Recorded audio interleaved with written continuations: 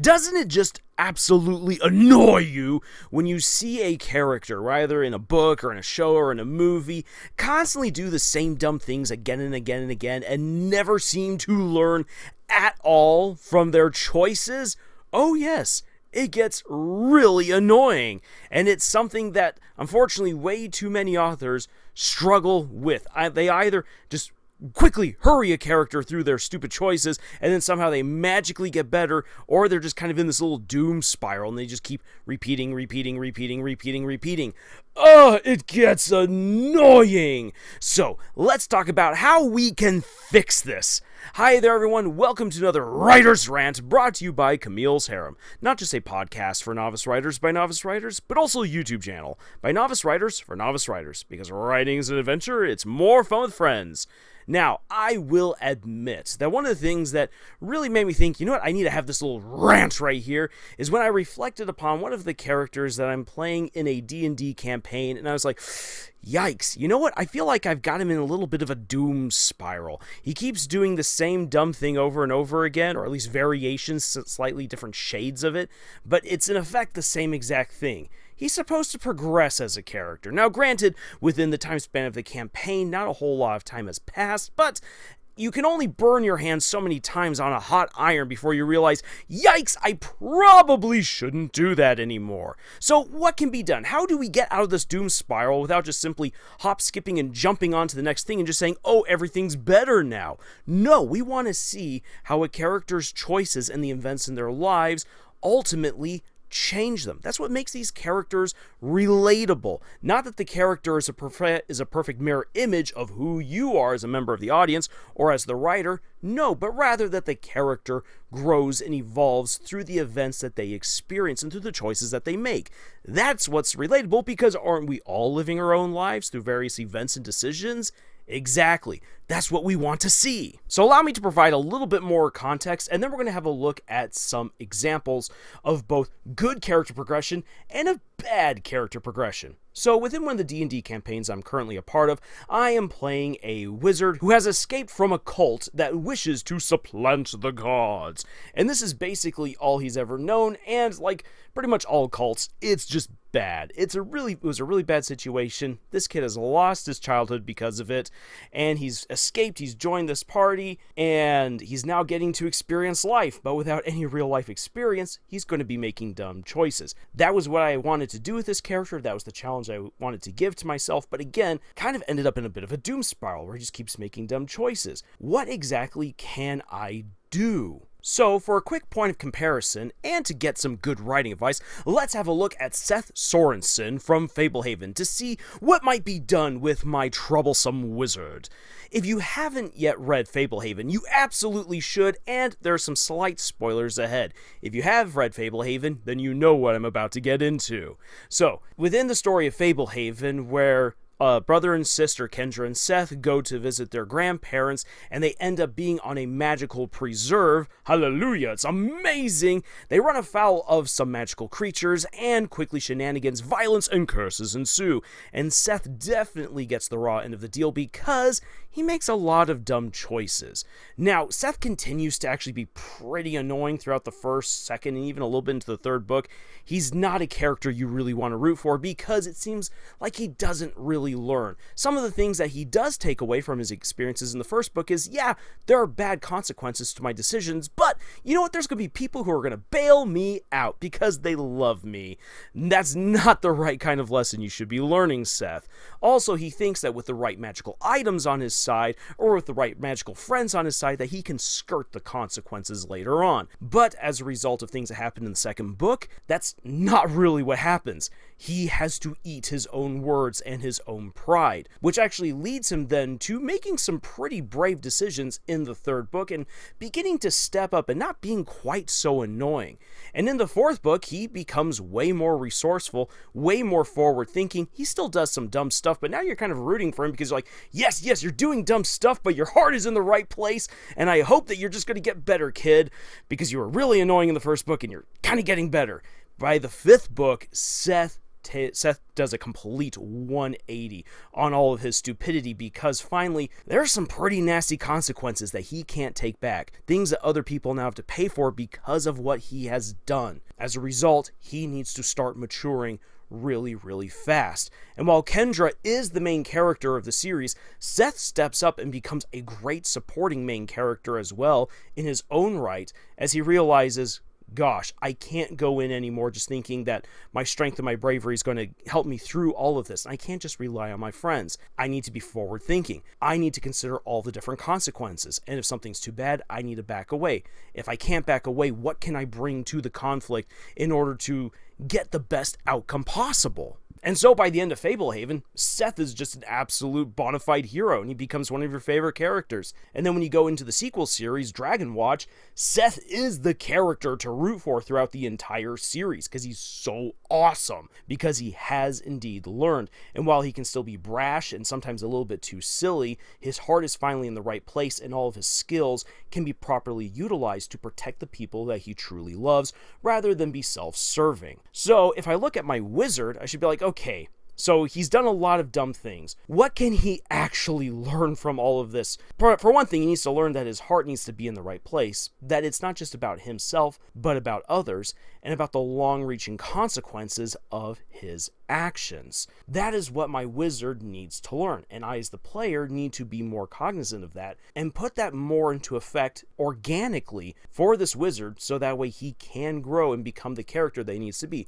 rather than just be stuck in this little doom spiral of continuously repeating all of the same dumb choices. Now, for another point of comparison, and in this case it's going to be a bad example of how characters ultimately don't grow, despite the fact that they should, because of their actions and the world events that they live through, I'm going to have a look at Yang Xiaolon from RWBY.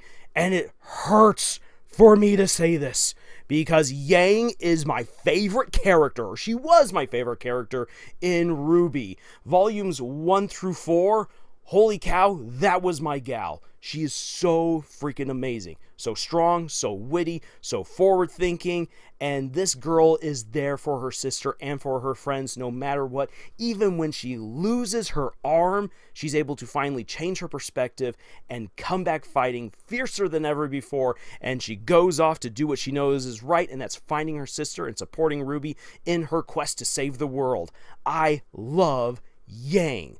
But in later volumes for the show, Yang ceases to be the headstrong girl with her heart in the right place and thinking about other people. She becomes way more selfish, finding ways to blame other people for the bad things that happen, and this becomes really, really bad when later on, during the whole Atlas arc, as the city's beginning to crumble, as corruption is coming to light, all of these things you begin to realize are actually facilitated by Yang. By her, by convincing the others that they should lie to General Ironwood. She does not take any accountability whatsoever for how she has misled her sister and her friends, and what she wants most is just to be together with Blake now, and she abandons her other friends and her sister, because it's all about getting that faunus, that token faunus. Oh, the writers did Blake so dirty too.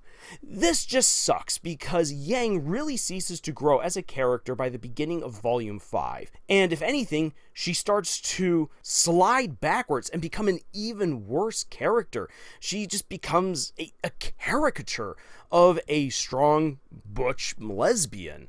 There's nothing else to her. Her humor is gone, her heart is gone, her friendships are gone, and she persists in making bad choices, even though that completely contradicts who her character is. This comes out of nowhere. She does not grow at all. When we get to the last volume of RWBY, she hasn't learned anything. She takes no responsibility for any of the stuff that she's helped to facilitate or do, and she is rewarded by getting a girlfriend, getting a pat on the back. She is a hero to the world of Remnant. No, she's not! And it hurts me to say that, because again, I love Yang as a character. Or at least I did. And now, to compare this to what I could do with my wizard in the campaign, I could have the wizard just be like, look, It's not my fault. I was in a cult, for crying out loud. I escaped, and I'm going to live my life. Even if I make bad choices, it's someone else's fault. It's someone else's fault that I lost my childhood. It's someone else's fault that bad things are happening in the world. I should just be allowed to do what I want to do, and there are people there who are going to love me, who are going to watch out for me, because I've got the party. The party will watch out for me and continuously bring me back to life, no matter what happens, even if I should blow myself up in a fireball. Yes, and that's a story for another time. But if I go this route, then my wizard character becomes less fun to play. He ceases to grow, he's taking advantage of relationships in a toxic way, and honestly just kind of becomes a bit of a drag on the rest of the story. Blaming other people for everything and not taking any sort of accountability or opportunity to grow means that this character's progression has stopped. And when characters cease to be engaging within a story, when they cease to progress, that is when the story starts coming off the rails. Even if really cool stuff is happening, it is the characters that matter. The characters aren't just simply the engine that push the plot along. The characters are the avatars through which the audience gets to engage in the rest of the story. If they're bland, if they're not progressing in any kind of way, if they're just stuck in a doom spiral, then the audience gets frustrated because the character which brought them in the first place ceases to be the thing that now tethers them to this world. If anything, they just become kind of a drag. This is why you need strong, engaging, interesting characters. And again, characters are relatable when they are progressing through their plots. If they aren't progressing, they cease to be relatable, and the audience doesn't want anything more to do with them, which then makes the rest of the story a drag. Considering, for instance, the story of Ruby, the world of Remnant is vast, beautiful, engaging, interesting, with a long storied history, and yet because the characters from Ruby to Yang to Blake to Weiss have ceased to be really interesting and engaging characters, it's hard to get involved and engaged with the story anymore. Whereas with Fablehaven, I could keep coming back to those books again and again and again. I have worn them out. And that's because the characters are so amazing and they make me want to just return to the world of Fablehaven and think about what it'd be like to pull some pranks on some trolls. What would it be like to parlay with a dragon? How scared would I be to face off against a revenant? There's so many interesting, amazing things that I want to talk about when it comes to Fablehaven, and it's thanks to the amazing characters that drive the story forward. Whereas Ruby used to be that, but when the characters stopped being engaging or interesting, I lost interest. Even though the world is amazing, the characters are the anchor to the world. And so, with this campaign that I'm in, if I don't want to lose interest in the campaign, and if I don't want to make things hard on the other players in the campaign, I need to make sure that I'm helping my wizard to grow in some kind of way. Could be positive, could be negative. We're going to find out as the campaign progresses. But my character needs to get out of his doom spiral. He needs to start progressing. And I bring this up again to show that I, as an author of 10 books, even I can make these kinds of mistakes. Even I can get my characters stuck in a non-progressing rut. It takes time. It takes effort. It takes acknowledging what your characters really need and putting the effort in. And even more so than a D&D campaign where you're making all your decisions on the fly in your different sessions, when you're writing, you have the time to go back and edit as needed in order to continuously improve your characters. Your characters aren't going to be the best that they are in the first draft. Not even close. It takes revision after revision and getting to know your characters thoroughly in order to make them the people that they need to be. And that requires progress. And one quick thing to reiterate before I sign off here, no, character progression does not equal getting new items, it does not equal getting into a new relationship, it does not equal getting new powers. Those things do not equal character progression. What a character does with them, and how they reflect on that, what kinds of challenges and consequences they face as a result of new powers, new abilities, new tools, new relationships, that is what causes a character to progress. The stuff does not define a character. It's what the character does with that stuff and with other people that truly defines them. And this is something that I'm seeing a lot of people not get when it comes to fiction. They think that the relationships that characters are in, or that the things that they can do, or the stuff that they have, is what makes them awesome, is what gives them a character arc. Not at all. And anyone who points to the hero's journey and says, but look, the hero must come away with a tool or a knowledge in order to become the person that they are, that is talking the most generalized archetypes, for crying out loud. That is a pattern.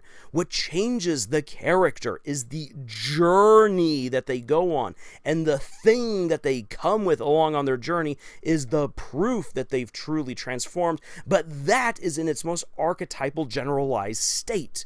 We know that a character changes when you've come from point A to point Z in a story, and you can see the character that you fell in love with at the beginning, but you can tell that they've changed, and you know how they've changed. That is the character journey. That is the progress that we want to see. And if you don't have it, then unfortunately, your story comes off the rails. So there you have it. There's my writer's rant. If you agree with me or disagree with me, I'd like to hear your thoughts in the comments below. And if you'd like to support the work that we do here at Camille's Harem, then please make sure that you've subscribed if you haven't already done so. Click the like and also click the bell icon for notifications of our future videos. But if you would especially like to support the work that we do, then please check out some of the books that we've published. Links for them are in the description below. Otherwise, thank you so much for joining us on this incredible adventure that we call writing. And until the next video, y'all, tschüss.